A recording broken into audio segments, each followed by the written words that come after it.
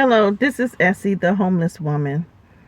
I got quite a few comments on my shorts that I just released in the past couple of days, 2 or 3 days, where I was talking about us being the Hebrew Israelites. And I got a lot of more subscribers and telling me to speak the truth. I'm saying 100% true. And I'm so glad that we know who we are. But we got to wake up more black people. That's what we got to do. We got to wake them up to who they are physically. That we are. Our ancestors came through that Red Sea. Nobody else's ancestor came through that Red Sea. Ours did. And so we got to wake up more and more black people to who they are physically. So I had some comments from, I know, Caucasian people that didn't like what I was saying. I can't say they were all Caucasian. I don't know. But you got you got two people saying that they are what we really are. You got the Indians, Native Indians. The Native Indians, they claiming to be us because when Christopher Columbus came over here, they called us Indians. Now, I know that we're the Hebrew Israelite people, but we have had how many titles, that we have been called, and I honestly believe that we were once called Indians when Christopher Columbus came over here. And then after they took that Indian title away, they gave us either Negro or colored. I can't remember which one came first. And then African American, Black American. So we have had a lot of titles, but our true title is Hebrew Israelite. And I think they give us all these titles to try to confuse us to who we really are. So you got the Native Indians perpetrating to be us because we were once called Indians when the Caucasian man came over here. We were called Indians. So the Native Indians, a lot of them, they bought that right to be an Indian. It was $5. They only paid $5, and they got to play, an Indian, native Indian. I forgot to look up the definition of native, but it's not indigenous to this land. Native is not indigenous to this land. So, and they were giving them money to pretend to be us. And then the Jews, the people that call themselves Jews, in the Bible, it says, you call yourself a Jew, I will make you the synagogue of Satan. So Yahweh don't like liars. And I get that scripture for you and put it in the description. I hope I don't forget, but I will put it in the description, and I'll put it in the comment section too. It's in Revelations. I know that. I'm sure a lot of y'all know where it's at. But so I had some comments from some other races, and one comment had me busting up, and I thought I'd tell it to y'all. I don't know what he said word for word, but because I had deleted it, but he said that stop. He told me to stop. I learned my history and stop telling lies, and you're not the Hebrew Israelite people because they were supposed to get a land flowing with milk and honey, and black people are lactose intolerant. I started busting up. That was so funny. I left his comment there, and correct me if I'm wrong, but When I think about a land flowing with milk and honey, I don't actually think of milk and honey. I think of a land that is very fruitful, very plentiful. I can't say it right, but a very fruitful land. The ground is good. Anything can be planted there. It'll grow. That's what I think of when I hear a land flowing with milk and honey. For spring water came from that land, all from that land, so I think of a very fruitful land. I don't actually think milk and honey. So I did leave him a comment, especially not milk from a cow. I learned that we're not even supposed to be drinking milk from a cow. That's why our body does reject it, because we're not supposed to be drinking milk from a cow. We're supposed to be drinking our own milk. Just like when a cow have a baby cow, the cow sucks the milk from the baby cow sucks the milk from the mama cow. And when a cat have kittens, then the kittens suck the milk from the mama cat, and so on and so on. So we're not supposed to be drinking milk from a cow. We're supposed to be drinking our own milk. So I seen one lady, she had a baby, and so she was pumping her breast milk, and then she took some of her breast milk and she poured it into her coffee. That's what we're supposed to be doing. We're not supposed to be drinking milk from a cow. So I thought that was so funny how he said that we were lactose intolerant, and that's why we're not the children of Israel, because of the land filled with milk and honey. And I'm like, that's so stupid. Yahweh wasn't talking about a cow, milk from a cow. So I left a comment there, and I responded back to him, but I haven't heard anything back. But anyway, I'll probably just delete it later on. So I got some other races telling me about who we are. Now, they tell us where they come from, what countries they come from, but when it comes to us, like all the races, they know where they come from. All the races, but us. That's the reason why that it took us so long to actually find out where we come from, because they're trying to hide it from us, because we are the true Hebrew Israelite people, and they don't want us to know that. And I think there's power in knowing who you are, because once you know who you are, they ain't gonna be able to do whatever they want to you. I'm talking about like physically and spiritually. Once you are born again, they would not be able to do whatever they want to you. So they want you to stay ignorant so they can do whatever they want. So they can gun down or hunt down young black men in the woods. So they can lynch us and all kinds of other things to us too that I don't even want to say.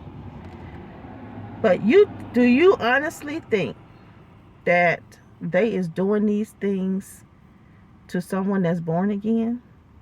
Do you honestly think Yahshua the Messiah is going to sit back and let the children of Satan do whatever he wants to us? No. And they know this. I have said this before.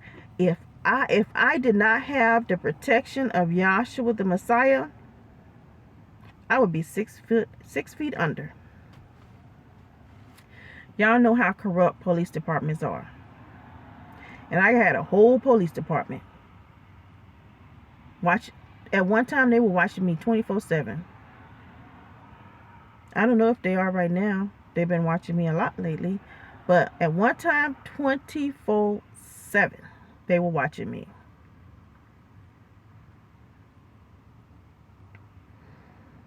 So I want to say more, but I'm not going to say that. So I wanted to tell you guys about when I was in the library one time. Now, before I started working, my main two places that I hung out was Starbucks and the library. And um, this one particular night, I was in the library, and the library is about to close soon. And so I was sitting at a desk, and the desk had these like little walls up where I can have privacy around me. And so I was sitting there, and I happened to look up above the wall, and I saw this black lady sitting at a table. And she was sitting there, and she was staring at me with her eyes bucked. And I sunk down, because I'm like, what is she looking at me like that? Why is she staring at me? And so I reached my head back up to look and see what she's still looking. And she was. I sunk back down again. I was like, I don't know why she's staring at me like that. So anyway, I started gathering my stuff because the library was about to close. And I started walking out. Now, as I passed her, I could see to the corner of my eye, she stood up and she started gathering her stuff too. So she started walking out, but she was, like several steps behind me. So when I get outside, right in front of the library, I hear, "Excuse me." So I turn around, and when I turn around, she tells me, "You have a demonic warfare on you." And I said, "Okay." And I turned around and I started walking to my car. I didn't ask her anything else. I just said okay and turned around. I knew that she was telling me the truth. I knew that she saw something. I don't know what she saw, but I knew she saw something. And I knew that that was the answer to the things that have been happening to me. I felt like Satan was just coming after me, like continual coming after me. I went through so much everywhere I went, it was always something. I went through so much with the Starbucks employees. Whenever I would go and sit in a Starbucks, I have been to, let me see, 1, 2, 3, 4 Starbucks. 4 Starbucks. And at all 4 Starbucks, I had issues with the employees. All 4. Now, I'm not a person that start things with anybody. I always sat there, crocheted, watch YouTube. I watch my videos and stuff on YouTube. And I'll be sitting there crocheting, minding my own business. But it was always something with these employees. So I was being harassed by the Starbucks employees for years. I was constantly being watched by them. I'm like I don't know. I know why. I figured it out. Because people have such a limited mind thinking, people think a certain way about homeless people. So I was never getting these stares until they was told that I was homeless. Then they staring at me all the time. So with people, they think that homeless people have mental issues. And so they're constantly waiting to see if I'm going to do something, if I'm going to say something to confirm what they think about homeless people. That we have mental issues, that we're crazy, we this and we that. Nothing good. So that's what they were waiting for. But in their waiting, they were like picking. They were picking. I didn't have money to buy stuff in Starbucks, so I would go up and ask for hot water so I can make me oatmeal. I can make me a cup of noodles. I had food stamps, and I would go to Walmart and I would buy cheap things, and oatmeal, grits, stuff like that, sardines.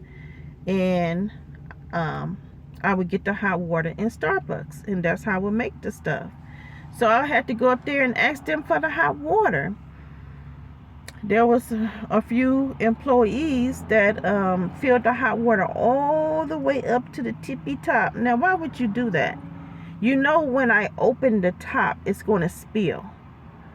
So I had one girl, she didn't like me for whatever reason. She didn't like me. And so she would fill the water all the way up to the tippy top. And one day when I went to open it, it spilled on me, on my leg. I said, she did this on purpose.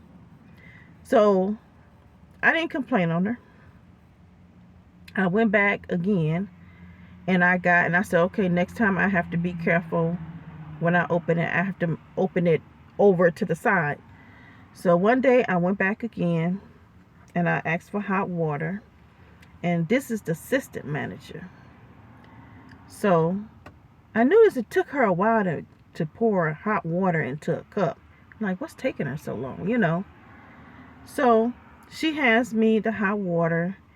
And then when I get to my car, I open it, but over to the side out the door. When I opened it, it was filled all the way up to the tippy top. Who does that? So I said, okay, she was trying to spill it on me. I said, she's the assistant manager. So assistant manager is going to follow behind an employee. So I prayed about it because, you know, I don't want to cause people to lose their job or be disciplined. And that's not what they're doing. I felt that's what they're doing, but only Yahweh know for sure. So I prayed about it before I complained on her. I sent the email to the corporate office. And so Yahweh, Yahshua Messiah, had my back. Because I would say to Yahshua, have my back on this. And so he had my back. Do you know that they demoted her to a regular employee? And so the only way I knew is because at night, at closing time, she would close. So she would have the key and she would actually lock the door. There would be another employee with her. So I noticed that after my complaint that she didn't have the key no more. She wasn't locking the door no more.